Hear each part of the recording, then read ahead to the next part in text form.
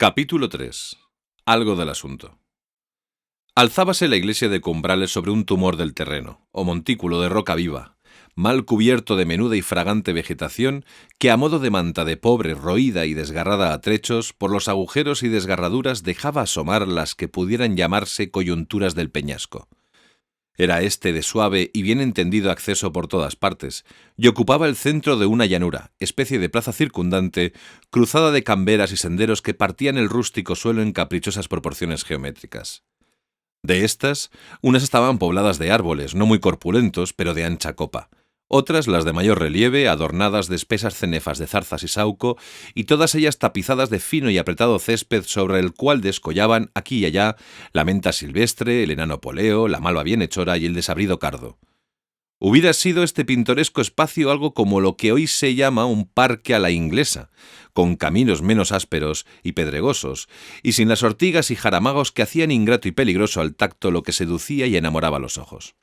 Ocupaba parte de uno de los lados menores de esta plaza, que tendía a la forma rectangular y se llamaba en Cumbrales Campo de la Iglesia, la taberna, con su corro de bolos a la trasera, encajado entre cuatro paradillas que saltaban de un brinco, y éstas y el corro encerrados en sendas hileras de añosos álamos que amparaban del sol en verano a los jugadores, y no los privaba de su dulce calor en las breves tardes del invierno. Otro lado, de los mayores, al mediodía, le formaban, aunque con muchas obras de terreno, las casas consistoriales y la escuela pública, y los dos restantes, al saliente y al norte, huertos y corrales de la barriada principal, que tenía 3 salidas a la plaza por este último lado. Por una de esas callejas, la de en medio, entró Pablo. Anduvo un muy buen trecho entre muros y vallados, aquellos entretejidos de hiedra y estos erizados de bardales, y llegó a desembocar en un campuco, a modo de plazoleta, cuyos dos frentes estaban ocupados por sendas portaladas que parecían gemelas. Tan idénticas eran entre sí. Cada una de estas portaladas daba ingreso a un corral espacioso, en el que se alzaba una casa grande, de larga solana y amplísimo soportal de grueso poste en el centro. Cuadras adyacentes, cobertizos inmediatos, huerta al costado y todo lo de rigor y carácter en estas viviendas de ricos de aldea, tantas veces descritas por esta pluma pecadora. Pablo se acercó a la portalada de la derecha, cerca de la cual desembocaba la calleja que había seguido, y antes de poner la mano en el contrahecho barril del picaporte, abrióse el postigo y apareció en el hueco una muchacha como unas perlas.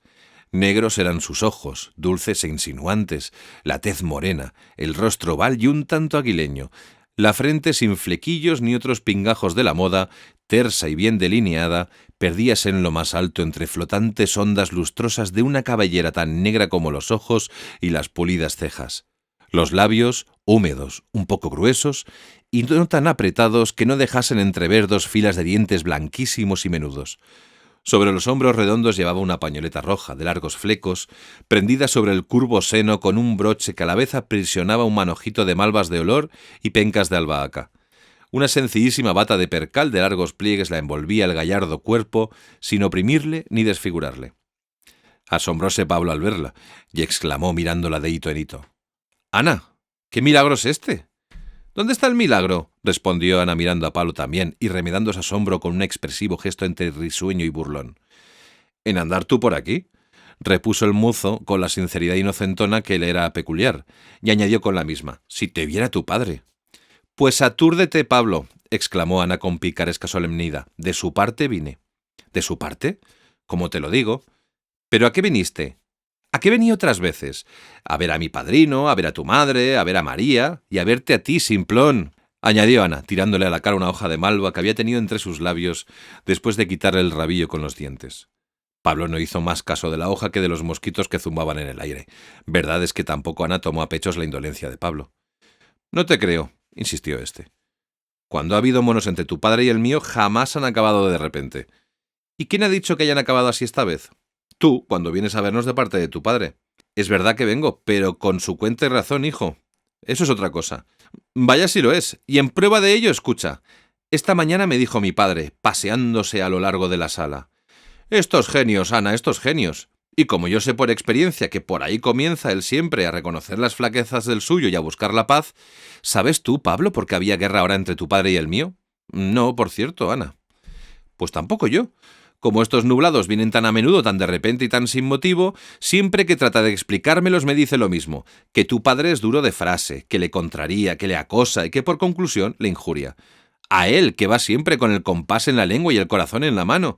No te diré que en lo primero no yerre, pero puedo jurar que en lo segundo dice la pura verdad. Ello es que el buen señor toma estos lances como cuestión de honra, que los toma cada 15 días y que siendo capaz de dejarse desollar vivo por el bien de todos y cada uno de vosotros, se aísla, se encierra, no come, no duerme, y hasta la sombra de esta casa le estorba como el mayor enemigo. Y lo peor del caso es que yo tengo que seguirle el humor. Fortuna que ya todos nos conocemos, porque la maña es tan vieja como tu padre y el mío. ¿En qué estábamos antes, Pablo? En que mi padrino te dijo esta mañana, es verdad. Me dijo, estos genios, Ana, estos genios. Hay que advertir que 3 días hace tuvo carta del marqués de la Cuerniga, el cual señor no suele escribirle sino cuando le necesita. Y es también de saberse que después de recibir la carta ha hablado 2 veces con asaduras, señales todas, Pablo, de nuevas borrascas. Pero también de que a mi padre le convenía intentar una reconciliación con el tuyo. Ello es que con esta sospecha y las palabras que le oí, apretando, oblíguele a declarar que estaba dispuesto a hacer las paces de cualquier manera, y que quería verse con tu padre, si éste se prestaba a recibirle. Tomé el asunto a mi cargo, vine aquí, hablé con tu padre, abracé a María y a tu madre, charlé con ellas hasta quedarme sin saliva en la boca. En fin, hombre, viví en una hora lo que había penado en 15 días. ¿Y mi padre? Tu padre diciéndome, pues por mí no ha de quedar. Tomó el sombrero y se fue a mi casa. ¿Y en qué paró la entrevista? Eso es lo que yo no sé, porque mi padrino no ha vuelto todavía, y hace más de 2 horas que está con el tuyo. Siempre lo habrán puesto, pero que estaba. Me lo vi temiendo, y por eso me largo a enmendarlo en lo que pueda. ¡Ay, qué genios, Pablo! No, pues yo te aseguro que de hoy en adelante no he de pagar culpas ajenas. ¡Riñen! ¿Que riñan? Vosotros y yo tan amigos como siempre, ¿no es cierto? A buena cuenta ya tengo el desahogo que acabo de darme. ¡Ay, Pablo! No me cabía ya más en el corazón, porque yo le doy hasta cruz al más valiente y a ver cómo la lleva. La verdad es, Ana, que no se creerían estas cosas a no verlas. 2 familias que tanto se quieren, vivir en perpetua enemistad por un quítame esas pajas. Malo por lo que a uno le duele, malo por el bien que no se hace y peor por el escándalo que se da. Los genios, Pablo, los genios. Di el genio, Ana, porque el de tu padre es insufrible porque esquilloso y aprensivo. Ingrato, bien haya lo que te quiere. Y bien sabe Dios cómo se lo pago. Por eso me duelen tanto estas cosas, Ana. Pues, ¿qué diré yo de mí, Pablo? Tú, al fin, cuando vienen estas borrascas, esparces al aire libre la parte que te toca de ellas y dentro de tu casa tienes con quién hablar, con quién reír. Yo no tengo nada de eso, ni siquiera el recurso de disculparos, porque se toman las disculpas a parcialidad. Y lo pongo peor. Hay que dejar la tormenta que se desahogue por sí o por obra de una casualidad que a veces tarda 1 mes en presentarse y en tanto, soledad y cárcel. Y paciencia, porque al cabo él es quien es, y bueno y cariñoso hasta el extremo, que yo no sé qué le atormenta más en sus arrechuchos, si el dolor de la supuesta ofensa o la pesadumbre de vivir sin el trato con los que le han ofendido. ¿No te parece, Pablo, que deberíamos conjurarnos todos contra esa mala costumbre? ¿Que se alborotan ellos? Pues nosotros como si tal cosa, yo a vuestra casa y vosotros a la mía. Ya se ha intentado ese medio alguna vez, pero sin arte, Pablo, y sin resolución. Al primer bufido de mi padre no se os ha vuelto a ver por allá. Ni a ti por acá, Ana. Porque me dejáis sola enfrente del enemigo. ¡Caramba! Pero ayudadme un poco y veréis cómo le venzo. Y hasta hago imposibles esas guerras que me acaban. ¡Me acaban, Pablo! Por eso quiero que esta sea la última. Y lo será o perezco en ella.